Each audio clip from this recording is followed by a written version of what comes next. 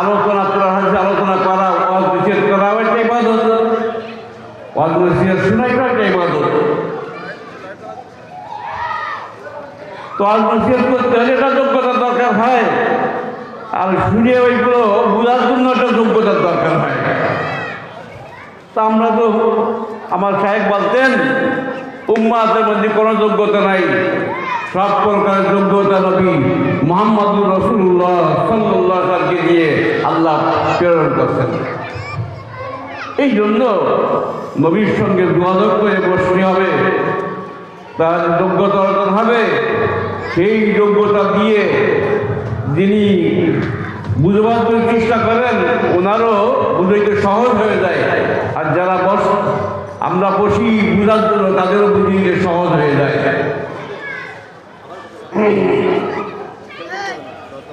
এই জন্যই আপনাদের নিয়ে সর্বোত্তম দুরূদের আমল করলাম। দুরূদ নবীর উপর পাঠ করা আল্লাহর হুকুম। আল্লাহ কোরআনে বলছেন, ইয়া আইয়ুহাল্লাযীনা আমানু সাল্লু আলাইহি ওয়া সাল্লিমু তাসলিমা। আমার বান্দারা, তোমরা আমার নবীর উপরে দুরূদ সালাম পাঠ করো। শুধু আল্লাহ হুকুম করে শেষ করেন নাই, অগণিত ফেরেশতাদেরকে ডিউটিতে পাঠাইছে, তোমরা দুনিয়াতে ভ্রমণ করবা, দেখবা আমার বান্দা বান্দিরা কে কোথায় বসে আমার নবীর উপরে দুরূদ পাঠ করে। সঙ্গে সঙ্গে এই দুরূদ নিয়ে আমার নবীর রওজায় পৌঁছে দিবা। ফেরেশতা একদল আছে, তারা তাদের ডিউটি কোন জায়গা, আল্লাহর কোন বান্দা, আল্লাহর কোন বান্দি নবীর উপরে দুরূদ পাঠ করতে খোঁজ নেয়। এদের নাম ঠিকানা নিয়ে নবীর রওজায় পৌঁছে যায়। নবীজি দেখেন আমার উপরে আমার অমক বান্দা, আমার অমক উম্মত দুরূদ পাঠ করছে, নাম ঠিকানা দেখে খুশি হয়ে যায়। নবী যখন খুশি হয়ে গেছে, নবীজি খুশি দেখে আল্লাহ খুশি হয়ে যায়। খুশি হয়ে যাওয়ার পরে যেই লোকগুলো দুরূদের আমল করছে, যেই জায়গায় বেশি আমল হয়েছে, ওই জায়গার উপরে, ওই লোকগুলির উপরে নবীর ভিতরে যেই যোগ্যতা দিয়ে আল্লাহ পাঠাইছেন, ওই যোগ্যতার একটা শক্তি আইছে ওই লোকদের উপরে, ওই জায়গার উপরে পড়ে। এর কারণে যিনি চেষ্টা করতেছেন বুঝবার জন্য, ওনারও বুঝানো সহজ হয়ে যায়। আমরা যারা বসি বুঝবার জন্য আমাদের বুঝে সহজ হয়ে যায়। কারণ নবীজি আমাদের থেকে আজ থেকে 14-15 বছর আগে বিদায় হয়ে গেছেন। কি বলছেন, 14-15 বছর আগে আমাদের থেকে বিদায় গেছে, অনেক পুরনো কথা। দ্বিতীয়ত কথাগুলি পুরো হাদিসের আরবি ভাষায়, আরবি ভাষার থেকে আমাদের অনুবাদ করে বুঝাইতে হয়। যারা আমরা বোঝার চেষ্টা করি, আমাদের ওই আরবি ভাষা থেকে অনুবাদ শুনে শুনে বুঝতে হয়। কাজে যোগ্যতার দরকার, আর এই যোগ্যতার জন্য প্রয়োজন নবীর নবুয়তির শক্তিশালী যোগাযোগ রাখা। যখন পুরুষদের আমল করা হয়, সঙ্গে সঙ্গে ওই জায়গায় নবীর ভিতরে যোগ্যতা দিয়ে আল্লাহ পয়দা করছেন, সেই যোগ্যতার একটা প্রকাশ এসে পড়ে।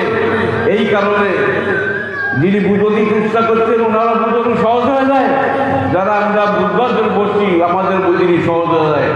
এই কারণেই আপনাদেরকে নিয়ে সর্বোত্তমই দুরূদের আমল করছি। সম্মানিত হাজিরিন,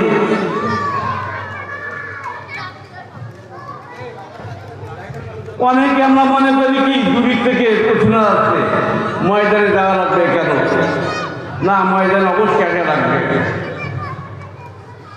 আমার সাহেব বলছি মরহুম আলহাজ মুজিবুর রহমান সাহেব রহমতুল্লাহ বলতেন, যিনি ওয়াজ নসিহত করতেন, আর যারা আমরা বলছি এর একটা সাদৃশ্য আছে। টিউবওয়েল যিনি বয়ান করতেন উনি টিউবওয়েল সমতুল্য, আর আমরা যারা বসি আমরা হলাম টিউবওয়েলের যে পানি নেওয়ার পাত্র সমতুল্য।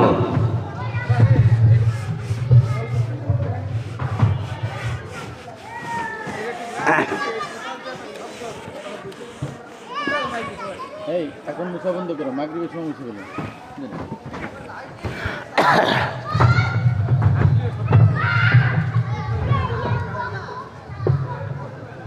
যিনি আলোচনা করতেন ওনার থেকে যে কথাগুলো বাহির হচ্ছে এগুলো জীবনের থেকে পানি বাহির হয়, সেই পানি সাদৃশ্য। আমরা যারা বইছি আমরা পানি নেওয়ার জন্য বইছি পাত্র সমতুল্য।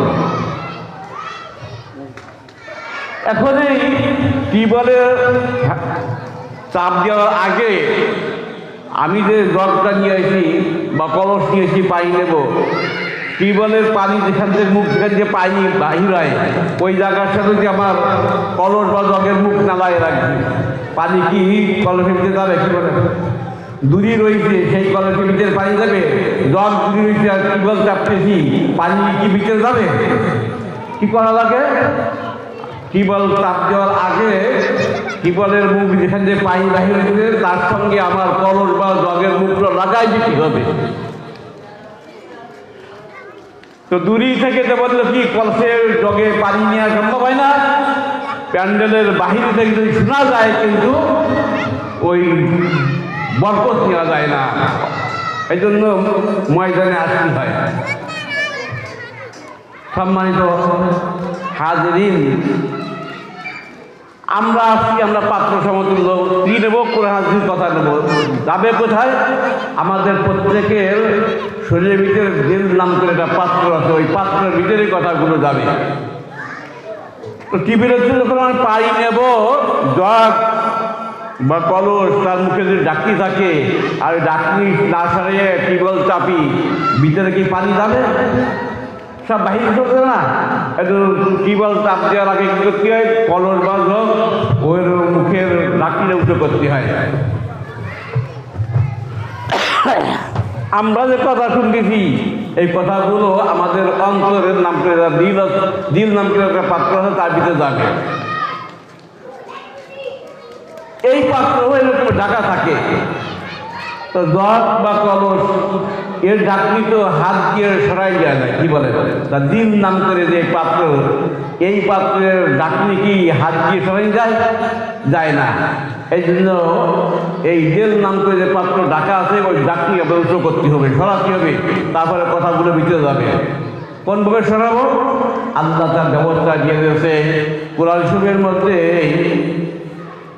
৬,২৩৬টা আয়াত আছে, তার মধ্যে ১০০টা আয়াত আল্লাহ রাব্বুল ইজ্জত বিভিন্ন সময় বিভিন্ন সমস্যার সমাধানের দোয়া হিসেবে নাযিল করেছেন।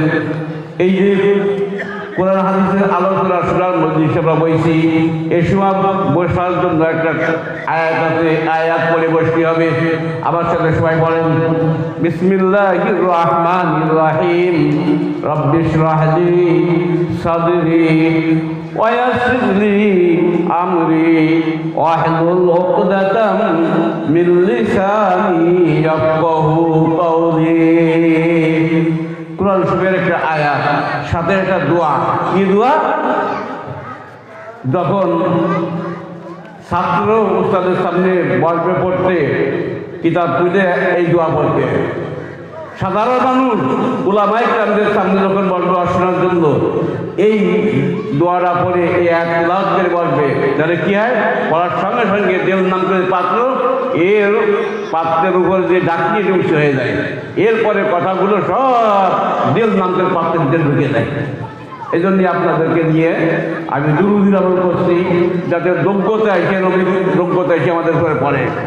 এরপরে আপনাদের নিয়ে এক করলাম, কথাগুলো শুনবো, জেলে ভিতরে যাবে, জেল নাম করে পাত্র ওর ডাকনি উঁচু করা সরানোর জন্য এ একটা খোলা।